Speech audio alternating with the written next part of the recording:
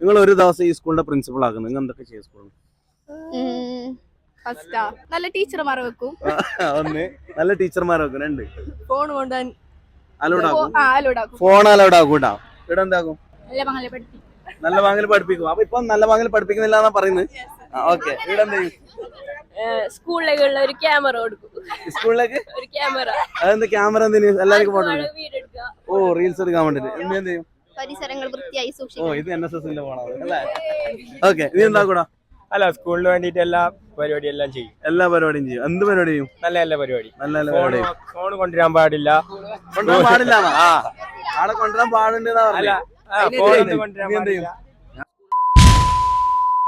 തീർന്നു, അതിനോട് തീർന്ന്.